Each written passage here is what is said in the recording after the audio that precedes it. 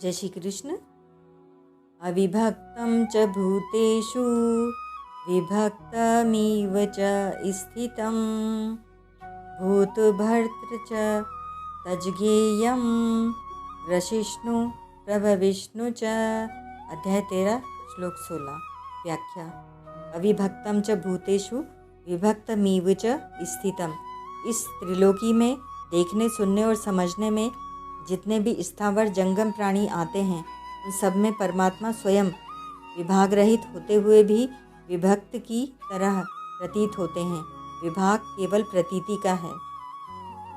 जिस प्रकार आकाश, घट, मठ आदि की उपाधि से घटाकाश, मठाकाश आदि के रूप में अलग अलग दिखते हुए भी तत्व से एक ही है, उसी प्रकार परमात्मा भिन्न भिन्न प्राणियों के शरीरों की उपाधि से अलग अलग दिखते हुए भी तत्व से एक ही हैं।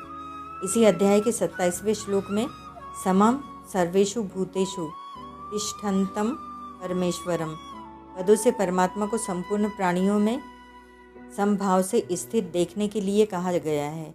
इसी तरह 18वें अध्याय के 20वें श्लोक में अविभक्तम विभक्तेषु पदों से सात्विक ज्ञान का वर्णन करते हुए भी परमात्मा को अविभक्त रूप से देखने को ही सात्विक ज्ञान कहा गया है। भूत भर्तृ च तज्ज्ञेयं रशिष्णु प्रभविष्णु च।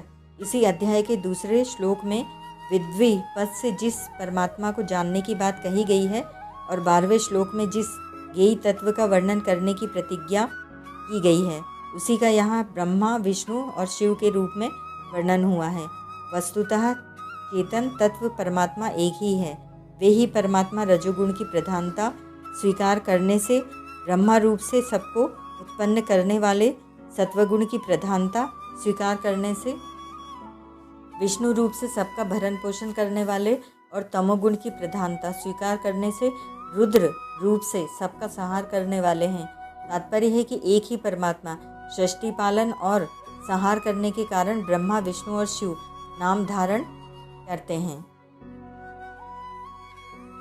यहाँ यह समझ लेना आवश्यक है कि परमात्मा सृष्टि रचनादि कार्यों के लिए भिन्न भिन्न गुणों को स्वीकार करने पर भी उन गुणों के वशीभूत नहीं होते। गुणों पर उनका पूर्ण आधिपत्य रहता है। परिशिष्ट भाव। इस श्लोक में परमात्मा के समग्र रूप का वर्णन हुआ है। जैसे संसार भौतिक दृष्टि से एक है, ऐसे ही वास्तविक तत्व परमात्मा भी एक है।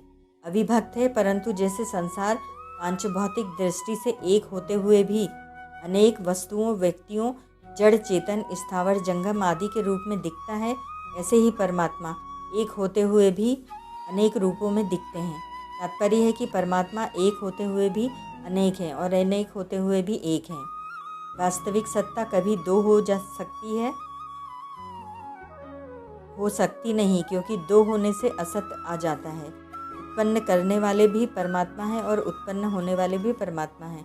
भरण पोषण करने वाले भी परमात्मा हैं और जिनका भरण पोषण होता है वे भी परमात्मा हैं। संहार करने वाले भी परमात्मा हैं और जिनका संहार होता है वे भी परमात्मा हैं। ओम तत्सत।